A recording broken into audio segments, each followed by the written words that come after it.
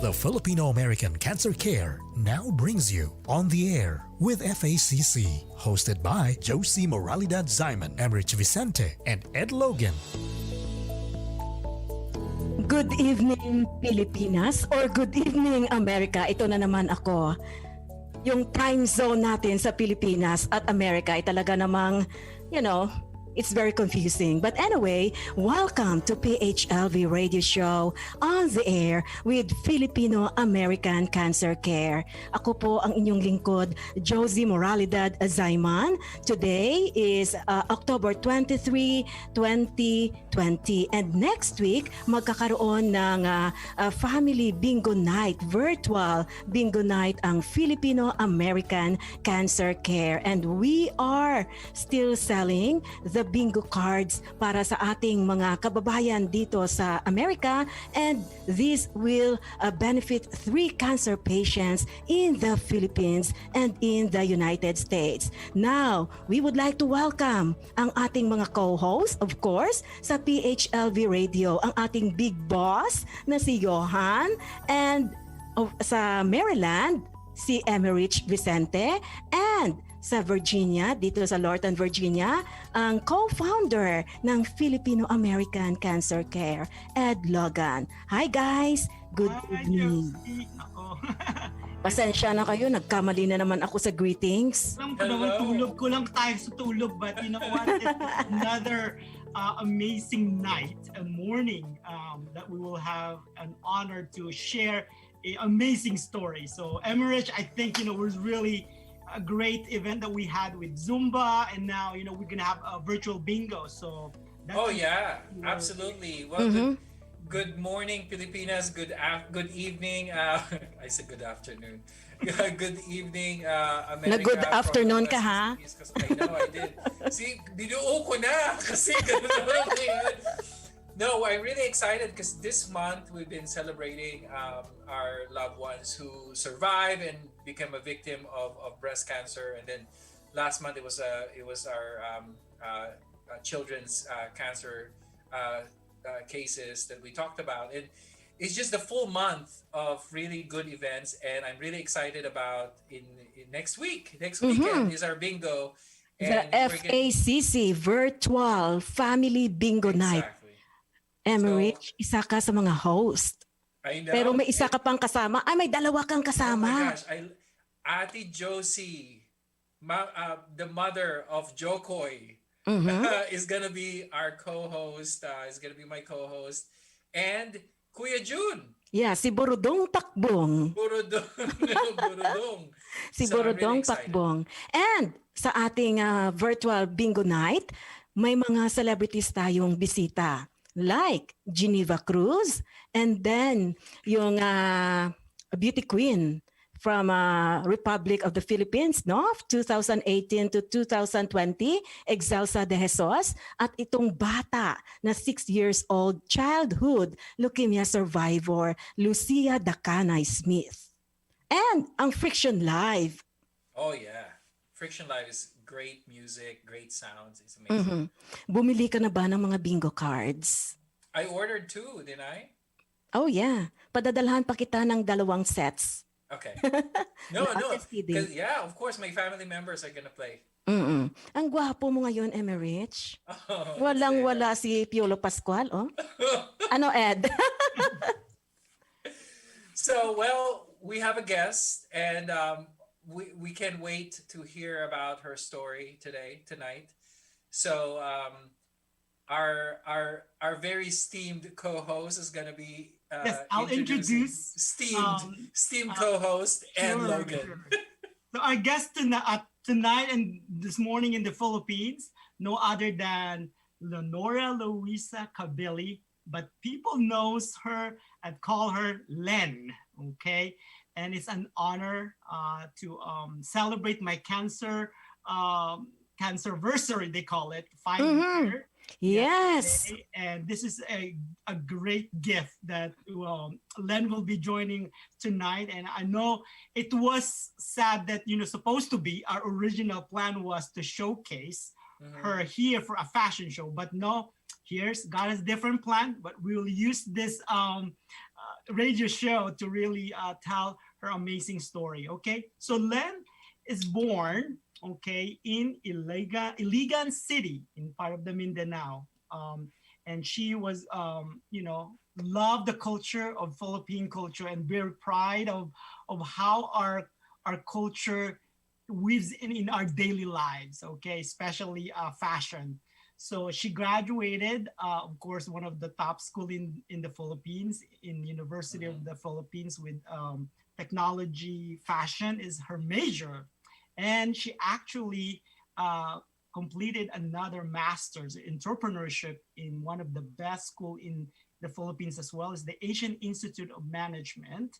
And then that time, she was in early 2000. I guess you got the an amazing story about cancer. But here's no. I don't want to get a little bit more detail because I want to make sure we give the opportunity to welcome Len Cabili.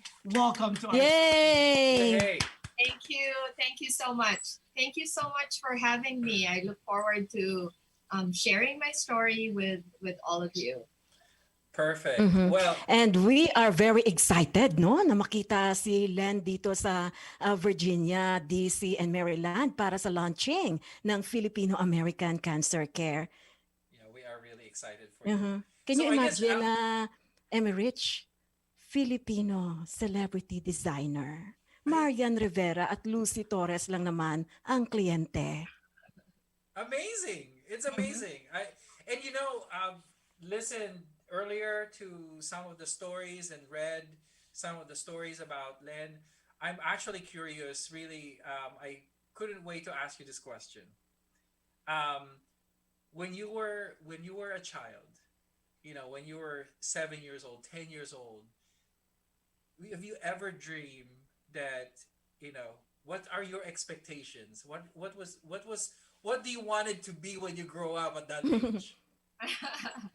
you know, at that age, an image has come to mind.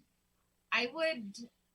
My dad was in government, and there, when the newspaper was delivered to us, we would have to pick it up from like a certain area. So I would go with the driver, and I remember every time we pick it up, and I'm like when the person handing the newspaper who we knew. I just don't I can't remember his name, but every time he would hand the newspaper, he would ask that question, like, Yeah. what do you want to be when you grow up? And I would always answer, I want to be a wife and a mother. Parang that was what I grew up thinking that I would be. Uh-huh. And it's funny how I thought that my life would be very linear, like you get good grades in high school, so you can get into a good college, and then you finish college so you can get a job, and then you get a job so you can start earning, and then you meet a nice great guy, and then you get married, and then You're gonna have family. exactly, and that's how I envisioned my life to be. Mhm. I have lived a non-linear life. I've had all these twists and turns in my life, Mhm. but I see the hand of God in every twist and turn. I've seen it. I've come to accept that this is the cup that I'm drinking. I think this is what I'm meant to do. And so although I'm not getting what I thought would be my dream life, You mean to say hindi I ka thought- nagkaroon ng pamilya? yes, I'm not married. So parang even if I'm not living out my dream life, I realize that there are other great stories out there other than Yeah. what you had formed in your head. So no matter, I didn't think that I would get cancer. I didn't think that right now I'm recovering from Bell's palsy. It's all these things in your life that Yeah. you didn't expect, but it happens to you, and you don't, because of your, my cancer has really made my relationship with God very real and very intimate. And so by the grace of God, I think there's that certain perspective that no matter all the difficulties or all the trials that happens in your life, you don't question it as why me, but you question like what good can come out of it. And I think, sorry, ang daming sagot no from that very but that is that's question, but no, it's We're listening. yeah, It's a yeah, perfect, okay. it's a good Okay. it's a perfect guess for an interview. Okay, okay. So yeah, I think it's that, and I think it's a very big lesson in my life that you know it's I think once you accept Jesus as your Lord and Savior, then it means that he's working out something in your life, and you sort of like surrender to that. And it's been one great big adventure. When did you accept Jesus Christ in your heart? Good question. Now I have to like think back. It must have been, it was very gradual. As a child, you go to church and all that. But my first intimate encounter with God was I was in grade school, and there was like a family crisis. I won't get into it. Baka masyadong, we won't have time. But there was like a family crisis, and it concerned my dad. And I remember, praying and like praying that God, we hope this will be solved soon. Are you a And Catholic? I came from a Anglican and Catholic background, so it was both. Parang I was straddling like both both religions, and so I was exposed to the Catholic Church because my dad's Catholic, but I was exposed to the Anglican Church because my mom's Anglican. So when I was praying for this thing to be solved, I remember making promises to God. I was like telling God, God, I'll be so good. And also, I'll pray the rosary like every day. Like I made promises. Did I live up to it? No, because nasa first bead pa lang ako, I'm like falling asleep. Was I a very good girl? No, I wasn't. And I think when God answered the prayer and it was solved, that's when I realized na grabe how God heard my prayer. Even if I didn't bring in my side of the bargain, I didn't fulfill my side of the bargain. So that changed my perspective in terms of my relationship with God. Na it's really about His character, who He is, His goodness.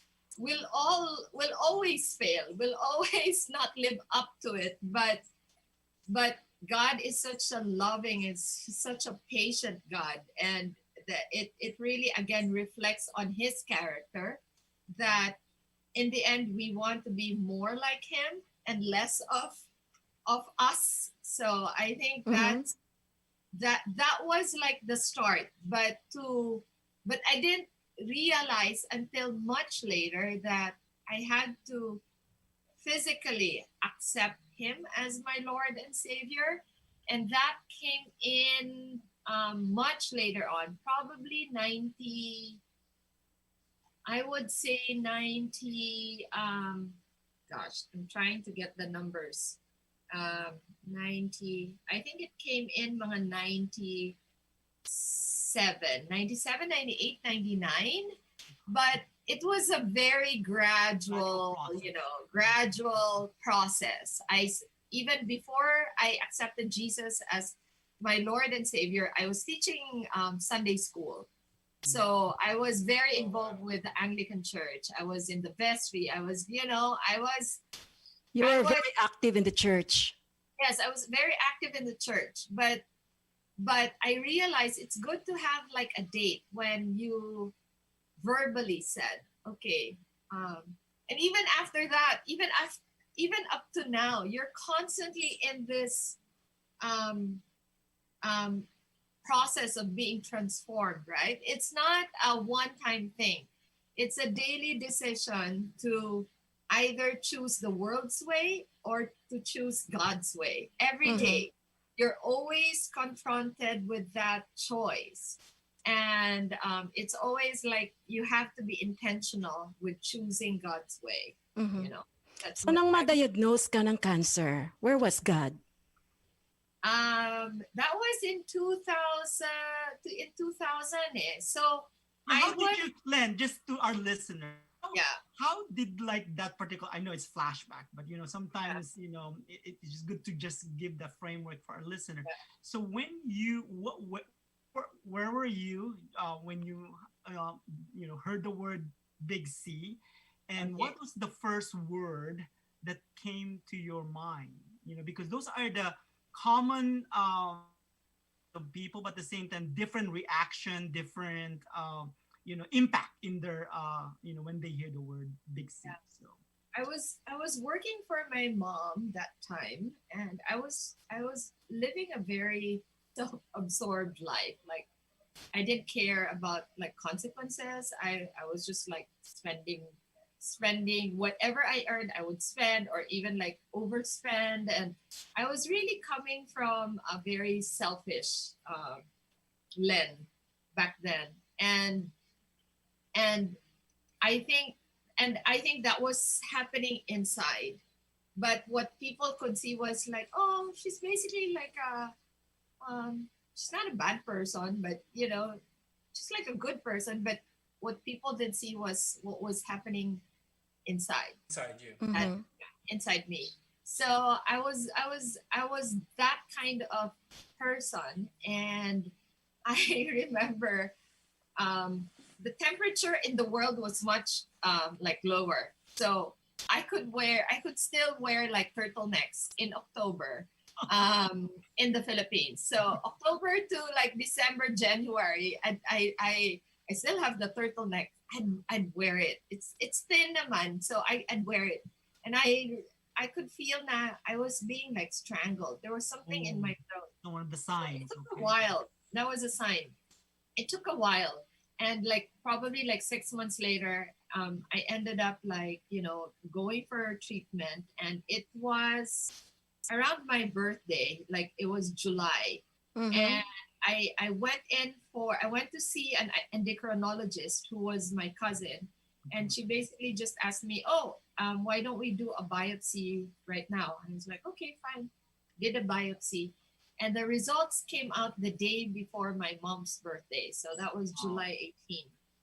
And I remember my mom asking me, do you want me to go with you to the hospital? I said, no, it's fine. I'll go myself.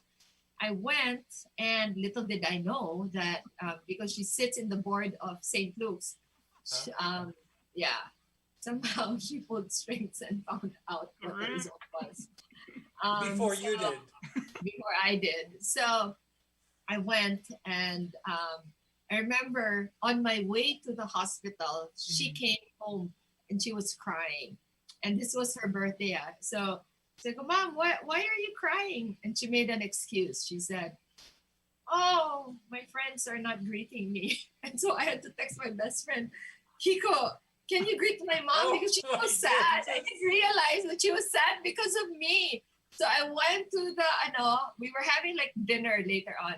We went for like a family dinner later on. But of course, I went to the hospital and my cousin asked me, so what do you want first, the good news and the bad news? And I'm very an optimist. I'm an optimist. So I said, Mhm. oh, um, give me the bad news first. And then um, she said, it's cancer. Um, and I was What like, stage? oh, the last stage of thyroid cancer. What? So she Wow. said, um, it's cancer. Um, and sabi niya, oh, you have to go for treatment. And that means that when you go for treatment, you have to make sure that you can't have kids for a year. Basta, she gave me like a rundown. Yeah. Yeah. And then sabi ko, okay, so what's the good news? And she said, well, you know, it's thyroid cancer, and it's easily treatable. It's one of the friendliest type. It's slow growing, but little did we know later on that I was at the last stage. I think they have 3 stages or 2 stages of thyroid cancer, and I was there. And it had when they opened me up, it had actually gone out to my lymph nodes Wow. already. So I had it for a long time. Mhm. So, but of course, that was gradually revealed as I went through the treatment. How I, because of the way it was, I was told that it was, friendly and it can be treated. Uh-huh. Of course, parang I remember I can't remember if I cried right away. I think it was more of like I was in shock. And I knew that, I have that family dinner to go to. So I go, of course, I can't break the news like it's my mom's birthday. Right. So I remember we watched a movie after the dinner, and I remember I was crying. It finally dawned on me like 5 hours later. It's sync And on I your tried head now. to, yeah, and I think it was something sad in the movie, so I had an excuse why. Sorry. Yung phone mo nagre-ring. Sorry. I should sorry. So let me put it on airplane mode. So yeah, it that was the whole scenario, and I think it took me hours for me to cry. And then thankfully it was in the context of the movie that I was watching. And then I went to bed, and I remember the following day breaking it to my family during breakfast. And it's weird when you're trying to tell people, and when you see them crying, that's the hard part. Yeah. Because you're trying to deal with it yourself. And you're trying to be strong. Yeah, you're trying to be strong. And then you're trying to deal with their grief over you, and you're trying to make them appease them, and you're like conflicted because you need to deal with it yourself, and you're trying to reach out and like say, yeah, it's going to be okay, and yet you haven't really dealt with it. So I think that has always been like the struggle, even being diagnosed with thyroid cancer, because when I meet other people who have a different type of cancer, parang or there's, or even like a doctor who will say, no, don't worry, that's like friendly, and I'm like, what? So how am I supposed to deal with it because it's friendly? You know, Exactly. There is no such thing as a friendly cancer. Exactly. Then I'm like, and exactly, Josie, because for 15 years, I was like going in and out until the only time I stopped going for treatment is that I maxed it out. But the treatment that I was allowed for my whole lifetime, I eventually consumed, and that's the only reason why I can't ever go into treatment, because that's the only treatment that could deal with the type of cancer that I had. So that was always the struggle also. And in the end, Josie, you hit it in the nail na it is cancer. Once I accepted na, yes, it's friendly, because I think this happened after 3 treatments. So I think for the first 4 years of upon the diagnosis, I was going in and out. Every 6 months, I would go in to the hospital for treatment, and I was questioning na. I was like, akala ko ba friendly to? Yes. And I made a joke out of it nga. Sabi ko, yeah, it's so friendly. It wants to be friends with me for a long time. Ever. Yeah, you don't want to be best. You don't want to be best friends. Exactly. Yes, talagang nagdikit. So Wow. That's when I came to terms with it. Na it is cancer. In the end, it is cancer, and I need to deal with it in that way. You know, parang So kasi when we, part of me was not dealing with it kasi it's friendly, but then at one point I had to deal with it as cancer, and so I when think you that's accepted that, so when you accepted that and embrace it, right? Because also yes. I kind of have that same experience with you when I felt like I have to embrace it.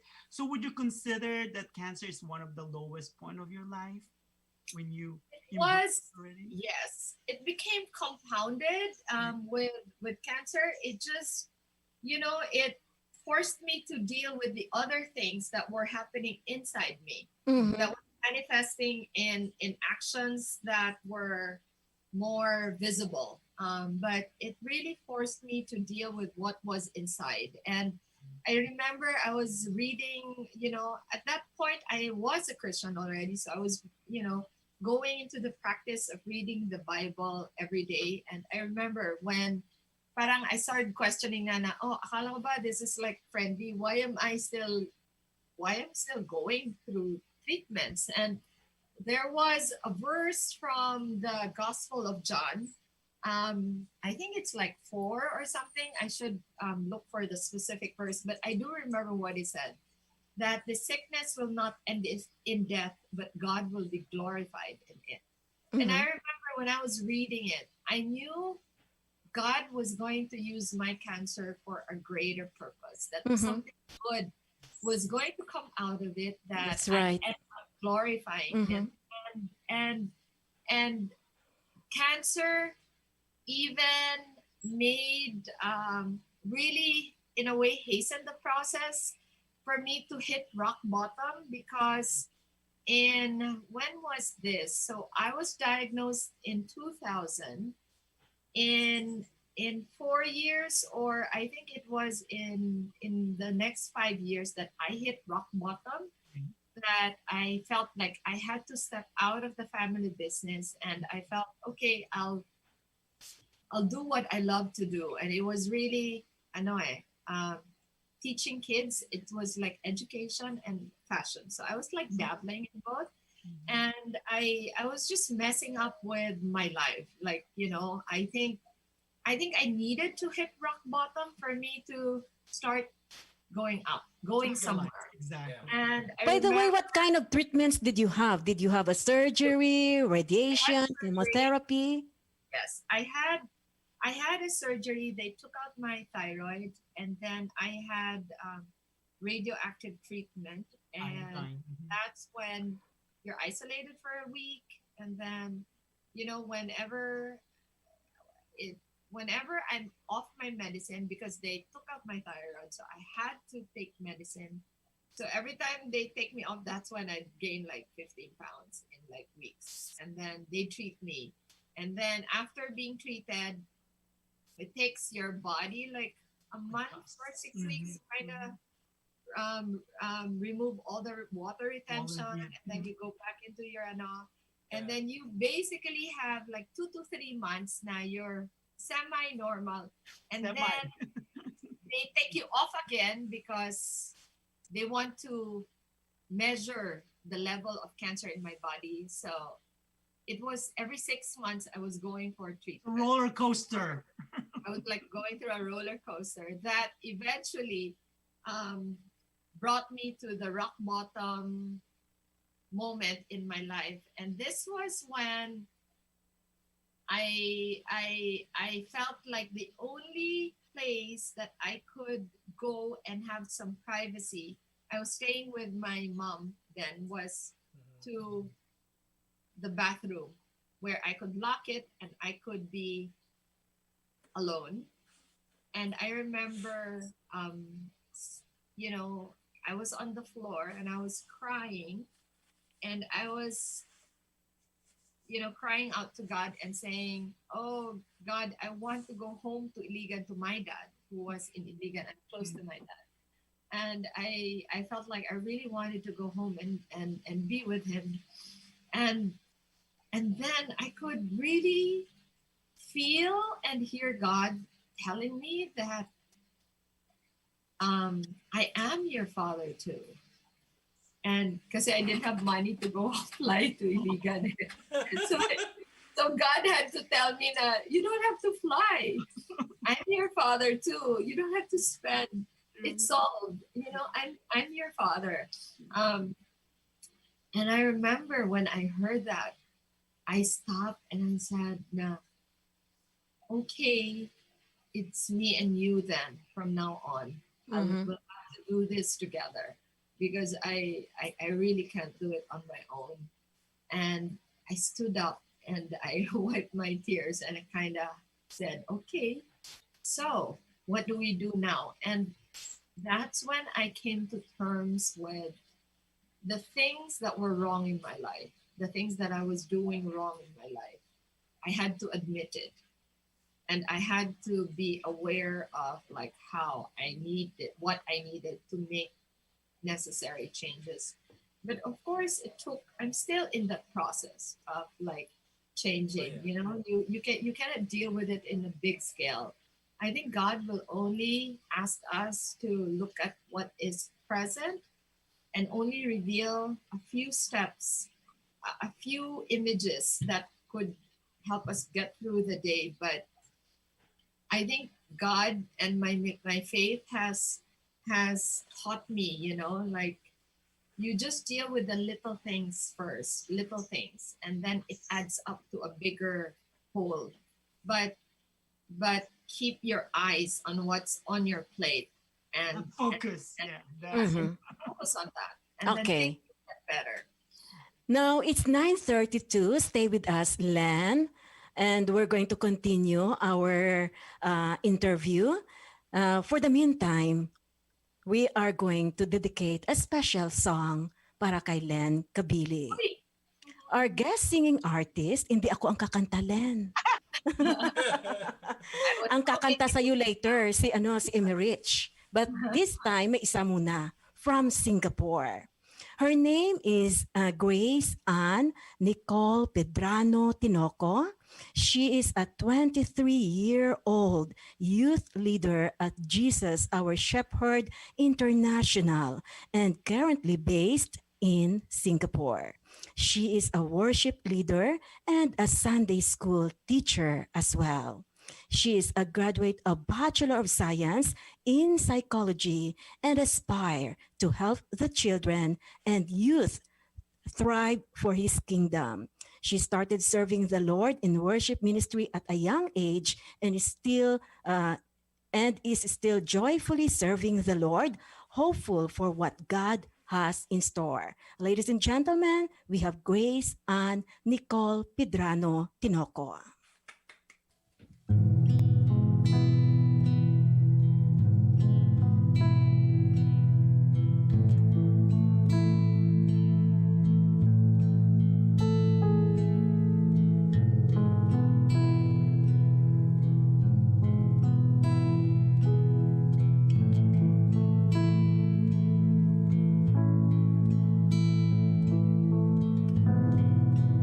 You gave it all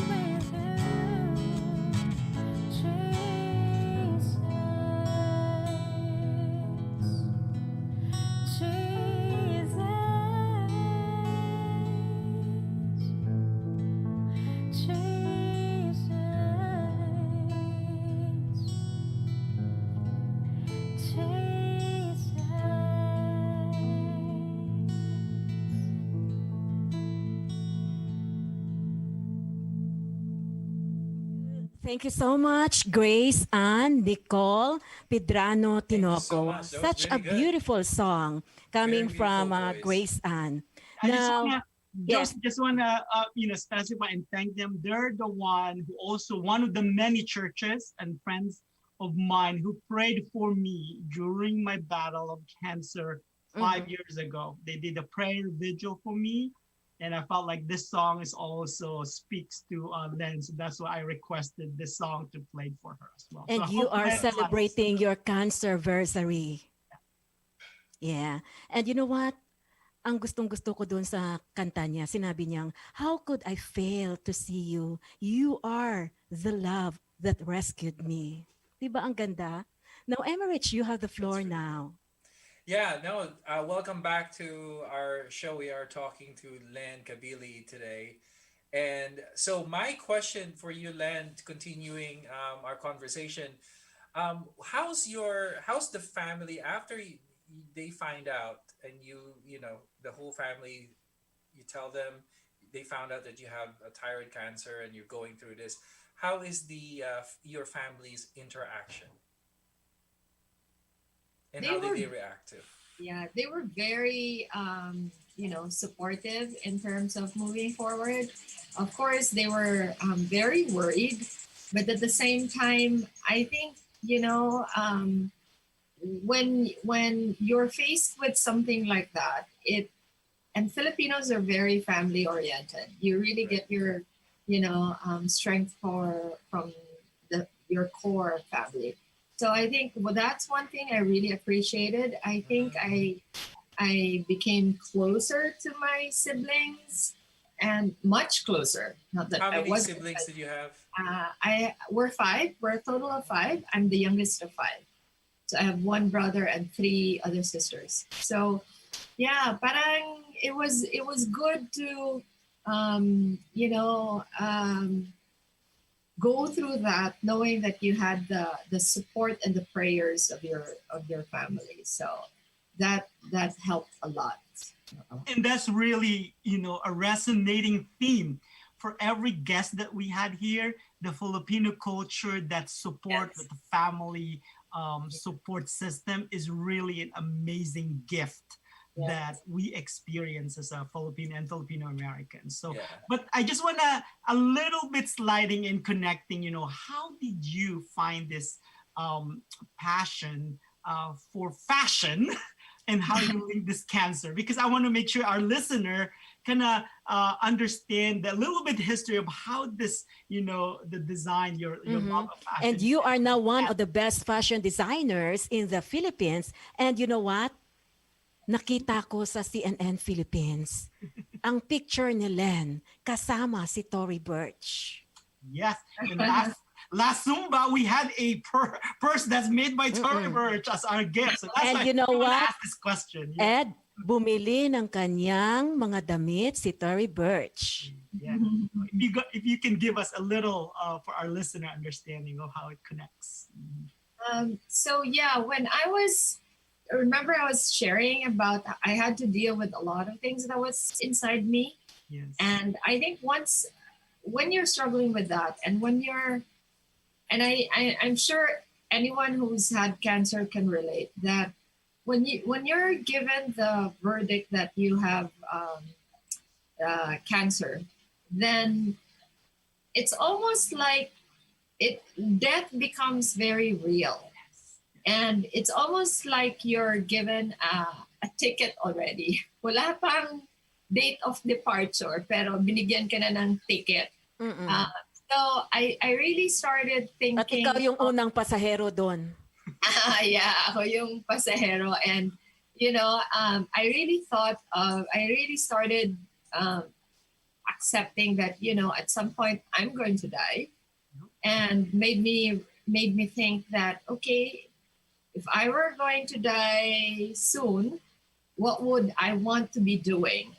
And I had to have some introspection. And one thing that came out was really, it was either teaching kids or getting into fashion.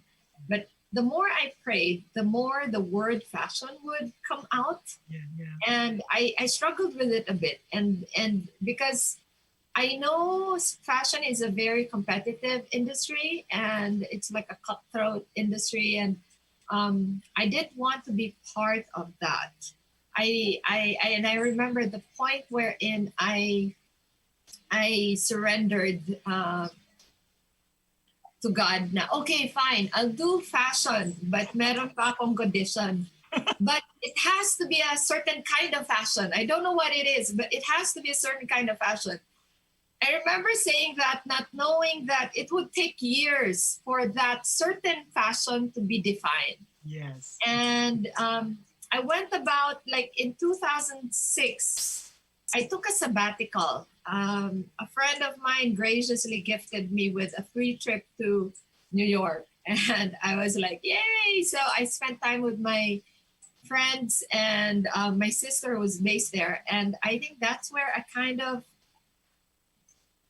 I'm such a late bloomer. that was the time that I didn't bloom. I started to bloom. I think I'm still blooming. Like I'm really like a late bloomer. That I think New York will always hold a special place in my heart because it's may sound so cliche, but that's where I found myself, and that's where I kind of appreciated. And I think this came after I had dealt with the bad stuff inside me, that you needed to kind of see that you're not that bad. You're like, you have these strengths and weaknesses that make up the you. So after dealing with the bad stuff and seeing it, and parang I was becoming insecure naman. So I needed to see the good stuff that made me more confident about myself. And I think New York was a really good place for me to find that. And I remember I fell in love with New York. Funny, talking about New York, look what's in front of me. So New York will always hold that special place in my heart. And I think that's when I remember when it was time to go home, I felt like I'm going to find a way that will allow me to always come back to New York. And kasi New York, it humbles you because it makes me feel that the world is so big. Like there are so many people that are better than me that it pushes me to work harder. There's like, it's like a reality check sometimes when you're in the Philippines. There's like when you're in your comfort zone, yeah, then you become spoiled that rarely does your thoughts or your vision go beyond yourself. Challenge. Yeah, I think being in a big city like New York, it just makes me feel very like I'm one of many, I'm one of many that comprise humankind. And there's that it makes you humble. At the same time, there's that need to create a purpose in your life to make some difference, because I wasn't married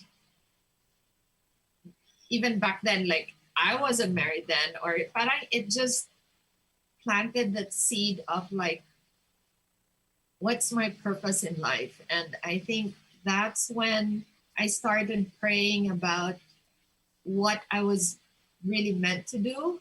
And again, it was always fashion that would come out. The definition of what kind of fashion came about a year later when I went back to New York. And I really felt like I was meant to go on the trip because my mom and my aunt was supposed to accompany my dad to Texas, but my aunt backed out. My mother had gone ahead, And so I had to travel and take my dad to Texas. And I remember asking permission from him, can I have 1 week in New York? So while he was visiting his aunt, I ended up in New York. And that's where I met a textile designer. And I remember sitting in his showroom in New York, and I was flipping through his books, and I noticed he would encircle all these different villages around Asia, and he would write a particular skill that they had. And that was a eureka moment for me. That was when Filipina was born, because then I thought, that's what I want to do. A short background of my childhood. I grew up in Mindanao. My summers were spent in Basilan, an island in the southern part of the Philippines, southern part of Mindanao. And when I was in high school, I ended up dancing for Bayanihan. And so my exposure in Iligan, exposure to the Maranaos in Iligan and the Higaonons, and my exposure to the Yakans, the Tausugs, and the Samas in Basilan became wider when I started dancing for Bayanihan. And so love for Philippine culture was implanted at a very young age. And so I think that moment in New York, it just all came together. My personal history and my prayer to God about what I was meant to do, that just, the seed was planted in New York. And I remember going home to Manila and started working with artisans in Marawi and in Basilan. And then I was still scared to get into fashion. That's how stubborn I was. I already heard fashion, and yet I was like, I'll do homeware muna. And then in the end, I kind of again surrendered. We always come to a point of surrender. And I said, okay, fine, fashion. Okay, let's do fashion. And when I started thinking of what type of fashion, I knew that's when, the New York trip taught me or showed me that, okay, it's going to be all about artisans. And when I was thinking of what kind of brand that I wanted to have, I really knew, because I was coming from that part na, okay, at some point you're going to die. So it's not about you here. So it's about something beyond you. And I really knew that I needed to have a brand name that would point back to the Philippines. I love Philippine culture. I knew that it had to point back to the country. And so I started with the most basic, which is I'm a Filipina, and played around with it and ended up with Filipinina. That's a great story, Len. And actually, when I traveled in Europe, I saw some of your design that was being showcased. I said, that's pride. And that's why being part of the Filipino American History Month as well, we're celebrating the entire month of October. And, we're just blessed to know you here during the show tonight, to showcase some of our unique culture, especially in the Mindanao part. So really, it's very inspiring, your story from being diagnosed and different dream, during when you were a kid, and then you're growing up, and you're a late bloomer amongst your siblings. And and sometimes it takes to be in a quiet place to actually, or to a place that can inspire you, to inspire you to find who you really are and what you are capable of. And I'm really, really happy that I met you today. Tonight. And you're going to see her personally. Oh, yes, I can't to wait. all our listeners, can't wait. Do you have any men's We are, yes. Awesome. Started it already. Yeah. Awesome. Yeah. Don't worry, there'll be lots in the coming months. Yeah, there'll be lots for men. Yeah. Okay. So thank you so much, Len, for sharing your story with us. And now, Emerich, mayroon kang special song para kay Len. I have a special song for you, Len. Wow! I hope you like it. And I know you know Marco Season. He's one of my favorite singer as well. You resemble him. All right. Here we go.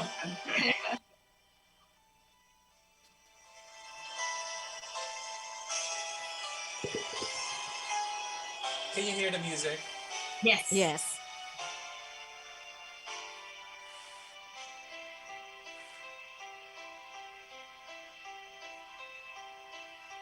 When times get rough and your dreams just fall apart, and sometimes you feel that you can't go on.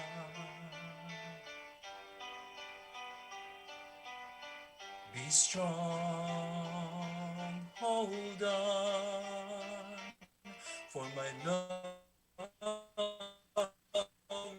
keep you warm through the coldest night, through the rain,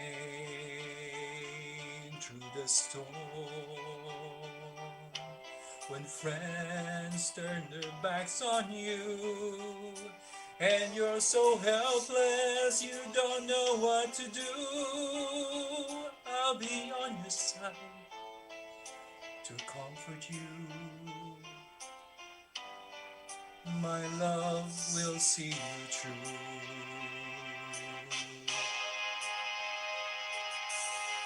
When tears are in your eyes and you feel like you wanna cry, just reach out and I'll be around to understand. When you stumble and fall and you need a shoulder to lean on, all you have to do is call, and I'll be there with a helping hand. When the road seems so long and endless, and all you see is nothing but darkness, don't give up, just walk on, have faith in your heart, for my love will see you through.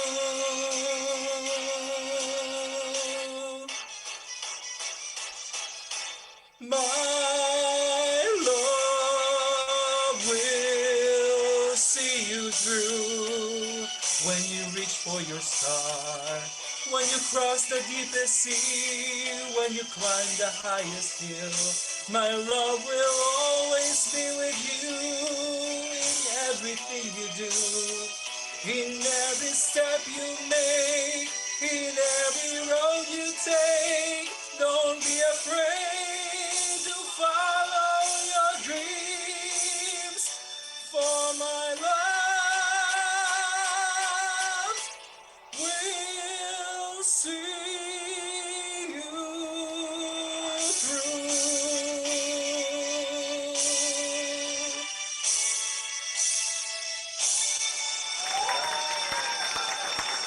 Thank you, Emmerich. so And Rich. yes, before we say goodbye, I would like to greet yung aking mga barkada sa Iloilo National High School Batch 1994, J. Shilomark Group. And thank you so much, Len. We are looking Oh my forward to seeing you here in Washington, D.C. We do. Thank you so much, and Thank have a you. good night, everyone. Have a good night. Thank you, Len. Thank you, Johan. Thank you. Don't forget our bingo. We still have some more cards to buy, so please contact us.